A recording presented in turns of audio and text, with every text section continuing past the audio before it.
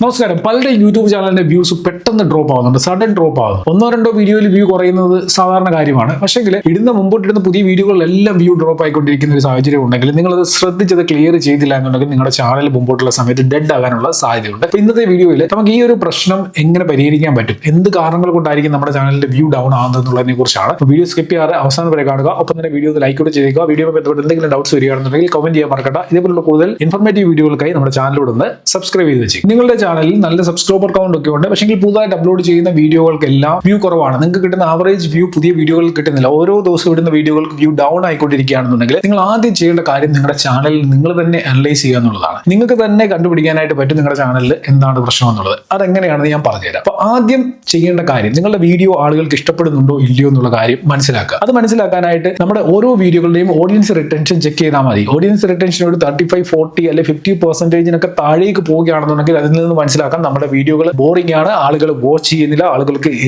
ഇഷ്ടപ്പെടുന്നില്ല എന്നുള്ള കാര്യം. ചിലപ്പം നിങ്ങൾ മുമ്പ് തൊട്ടേ ഇതേ സ്റ്റൈൽ ഫോളോ ചെയ്ത് ഇതേ ശൈലിയിലായിരിക്കാം വീഡിയോ ചെയ്യുന്നത്. കുറച്ച് നാളുകൾക്ക് മുമ്പ് നിങ്ങൾക്ക് സെയിം കണ്ടന്റിന് സെയിം പ്രസന്റേഷന് നിങ്ങൾക്ക് 60% 70% ഒക്കെ ഓഡിയൻസ് റിട്ടൻഷൻ കിട്ടിയിട്ടുണ്ടാകാം. പക്ഷെങ്കിൽ ഇപ്പോൾ അത് കുറഞ്ഞു വരുന്നതിന്റെ കാരണം നിങ്ങൾ അതേ കാര്യങ്ങൾ വീണ്ടും ഫോളോ ചെയ്ത് പോകുന്നതുകൊണ്ടാണ്. ആളുകൾ അത് ഇൻട്രസ്റ്റഡ് ആകുന്നില്ല കാണാനായിട്ട്. അപ്പൊ നിങ്ങൾ ചെയ്യേണ്ട കാര്യം എന്താണ്? ഇപ്പൊ നിങ്ങളുടെ വീഡിയോ ബോറിംഗ് ആകുന്നതുകൊണ്ടാണ് നിങ്ങളുടെ വ്യൂ കുറയുന്നതെന്നുണ്ടെങ്കിൽ നിങ്ങൾ അത് ക്ലിയർ ചെയ്യുക എന്നുള്ളതാണ്. ആദ്യം നിങ്ങൾക്ക് ചെയ്യാൻ പറ്റുന്നത് നിങ്ങളുടെ വീഡിയോയുടെ സ്റ്റൈൽ മാറ്റുക, സ്റ്റുഡിയോ സെറ്റപ്പിൽ മാറ്റം വരുത്തുക, ബാക്ക്ഗ്രൗണ്ട് ചേഞ്ച് ചെയ്യുക, ഇങ്ങനെയൊക്കെയുള്ള കാര്യങ്ങളാണ്. പിന്നെ പ്രസന്റേഷനിൽ നിങ്ങൾക്ക് ചേഞ്ചസ് കൊണ്ടുവരാം, സ്പീച്ച് സ്റ്റൈൽ നിങ്ങൾക്ക് മാറ്റി പിടിക്കാം, എഡിറ്റിംഗിൽ നിങ്ങൾക്ക് ഇംപ്രൂവ്മെന്റ് കൊണ്ടുവരാം. അപ്പൊ ഇങ്ങനെയുള്ള ചേഞ്ചസ് വരുത്തുമ്പോൾ ഓഡിയൻസ് റിട്ടൻഷൻ നമ്മുടെ ചാനലിൽ കൂടാനുള്ള സാധ്യതയുണ്ട്. നമ്മളൊരു വീഡിയോ കാണുമ്പോൾ നമ്മൾ എന്താണ് ആഗ്രഹിക്കുന്നത്? ഫ്രഷ് ആയിട്ടുള്ള കണ്ടന്റ്, പുതിയ പുതിയ ഐഡിയാസ്, എഡിറ്റിംഗ് ട്രിക്കുകൾ, ഇങ്ങനെയൊക്കെയുള്ള യൂസ് ചെയ്ത വീഡിയോകൾ കാണാനായിട്ട് ഭയങ്കര ഇൻട്രസ്റ്റ് ആണ്. അപ്പൊ അതേപോലെ തന്നെയാണ് നമ്മുടെ വീഡിയോകളും മറ്റുള്ളവർ കാണുമ്പോൾ അവർക്ക് അത് തന്നെയാണ് വേണ്ടത്. അപ്പൊ ആ മാറ്റങ്ങൾ നമ്മുടെ ചാനലിൽ നമ്മൾ വരുത്തി കഴിഞ്ഞു കഴിഞ്ഞാൽ നമുക്ക് ഈ ഓഡിയൻസ് റിട്ടൻഷനെ കൂട്ടാനായിട്ട് സാധിക്കും. അപ്പൊ ഈ കേസിൽ നമ്മൾ രണ്ടാമതായിട്ട് നോക്കേണ്ട കാര്യമാണ് CTR. വീഡിയോയുടെ CTR എത്രയാണെന്ന് നോക്കണം. 5, 4, 3 അല്ലെ 6, 7 ഒക്കെയാണ് CTR എന്നുണ്ടെങ്കിൽ നിങ്ങളുടെ വീഡിയോയിലേക്കുള്ള ക്ലിക്ക് വളരെ കുറവാണ്. നിങ്ങളുടെ തമ്പനയിൽ ആളുകളിലേക്ക് എത്തുന്നുണ്ടെങ്കിൽ പോലും ആളുകൾ അതിൽ ക്ലിക്ക് ചെയ്യുന്നില്ല എന്നുള്ളതാണ് ഇവിടുത്തെ പ്രശ്നം. അപ്പൊ ഇത് നമ്മൾ പരിഹരിക്കണമെന്നുണ്ടെങ്കിൽ നമുക്ക് ചെയ്യാൻ പറ്റുന്ന കാര്യം പുതിയ തമ്പനയിലുകൾ കുറച്ചുകൂടി അട്രാക്റ്റീവ് ആയിട്ടുള്ളത് ക്രിയേറ്റ് ചെയ്യുക എന്നുള്ളതാണ്. ഇപ്പൊ യൂട്യൂബിൽ പുതിയ ഒരു ഫീച്ചർ വന്നിരുന്നു. 3 തമ്പനയിൽസ് നമുക്ക് ആഡ് ചെയ്യാനായിട്ട് പറ്റും. അതിൽ ഏറ്റവും ബെസ്റ്റ് തമ്പനയിൽ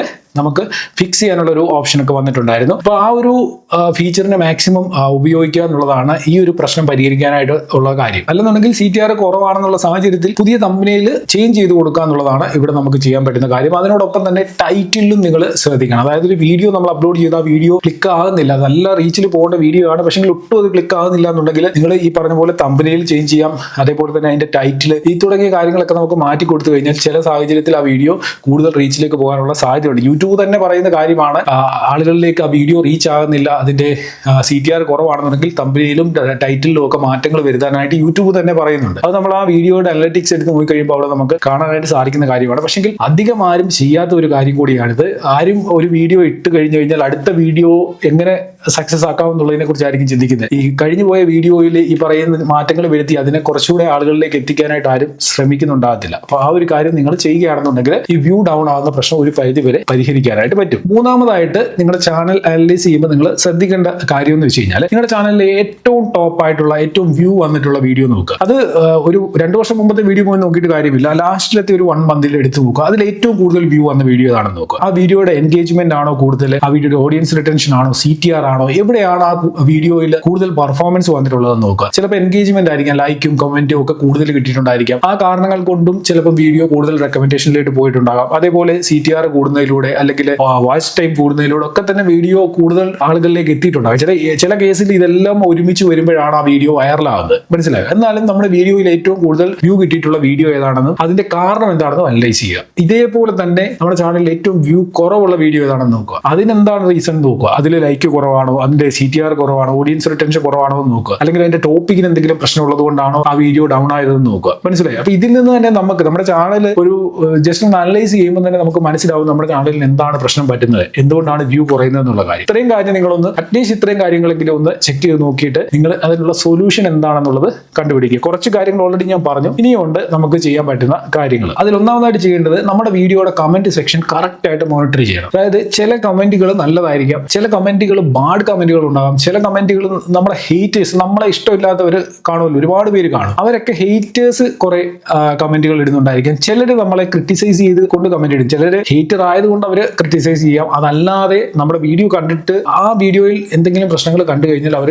ക്രിറ്റിസൈസ് ചെയ്തുകൊണ്ട് കമന്റ് ചെയ്യണം. അപ്പോൾ അങ്ങനെയുള്ള കമന്റുകൾ കറക്റ്റായിട്ട് നമ്മൾ നോട്ട് ചെയ്യണം. അതിനുശേഷം അതൊരു ഫീഡ്ബാക്ക് ആയിട്ട് എടുത്തിട്ട് ആ മാറ്റങ്ങൾ നമ്മുടെ വീഡിയോയിൽ വരുത്താനായിട്ട് നോക്കണം. അതായത് ഒരാൾ ഒരു ഹേറ്റർ ആണോ അതോ നമ്മൾ രക്ഷപ്പെടണമെന്ന് ആഗ്രഹിക്കുന്ന ഒരാളാണോ കമന്റ് ഇട്ടിരിക്കുന്നത്, നമുക്ക് ആ കമന്റ് വായിച്ചു നോക്കുമ്പോൾ തന്നെ ഏകദേശം മനസ്സിലാവുമല്ലോ. എന്നിട്ട് ആ കമന്റുകളെ മുകളിലേക്ക് എടുത്തുകൊണ്ട് തന്നെ നമ്മുടെ വീഡിയോയിലും നമ്മുടെ ചാനലിലും മാറ്റങ്ങൾ വരുത്താനൂടെ ശ്രമിക്കണം. അത് ഒരു വീഡിയോയുടെ കാര്യമല്ല പറയുന്നത്, ഒരുമാതിരിപ്പെട്ട എല്ലാ വീഡിയോകളിലും നിങ്ങൾ ഈ ഒരു കാര്യം ചെയ്യണം. കമന്റ് കറക്റ്റ് ആയിട്ട് ഫോളോ ചെയ്യണം. അതേപോലെ നിങ്ങൾ ലോങ് വീഡിയോസും ഷോർട്ട് വീഡിയോസും അപ്ലോഡ് ചെയ്യുന്നവരാണ്. ലോങ് വീഡിയോസിന്റെ വ്യൂ കുറയുന്ന ഒരു സാഹചര്യം വന്നു കഴിഞ്ഞാൽ നിങ്ങൾ ഷോർട്ട് വീഡിയോസ് ഇടാൻ ശ്രമിക്കുക. അല്ലെന്നുണ്ടെങ്കിൽ രണ്ടും നിങ്ങൾക്ക് ഒരേ ചാനലിൽ തന്നെ മാനേജ് ചെയ്തുകൊണ്ട് പോകാനായിട്ട് പറ്റും. മുമ്പായിരുന്നു ഷോർട്ട് വീഡിയോസ് ഇടുന്ന സമയത്ത് ലോങ് വീഡിയോസിന്റെ വ്യൂ കുറയുന്ന ഇഷ്യൂസ് ഒക്കെ ഉണ്ടാകുന്നത്. പക്ഷേ ഇപ്പം എല്ലാവരും ഷോർട്സും ലോങ് വീഡിയോസും ഒരേ ചാനലിൽ തന്നെ ഇട്ട് കൊണ്ടുപോകുന്നവരുണ്ട്. അപ്പോൾ നിങ്ങൾക്ക് അഥവാ നിങ്ങളുടെ ഒരു ചാനൽ ഡൗൺ ആവുന്നു എന്ന് തോന്നി കഴിഞ്ഞു കഴിഞ്ഞാൽ, അത് ഒരു രീതിയിലും നിങ്ങൾ ഉദ്ദേശിക്കുന്ന രീതിയിൽ കയറി വരുന്നില്ല എന്നൊരു തോന്നൽ വരികയാണെന്നുണ്ടെങ്കിൽ നിങ്ങൾ ഷോർട്ട് വീഡിയോസ് മാത്രം ഇടുന്ന ഒരു സെപ്പറേറ്റ് ചാനലിലൂടെ നിങ്ങൾക്ക് ഉണ്ടാക്കാം. ലോങ് വീഡിയോസിൽ നിന്ന് കിട്ടുന്ന അതേ ഏർണിങ്സ് ആഡ്സിൽ നിന്ന് നമുക്ക് ഷോർട്ട് വീഡിയോ ചാനലിൽ കിട്ടത്തില്ല എന്നുണ്ടെങ്കിലും ബ്രാൻഡ് പ്രൊമോഷനിൽ നിന്ന് അവിടെ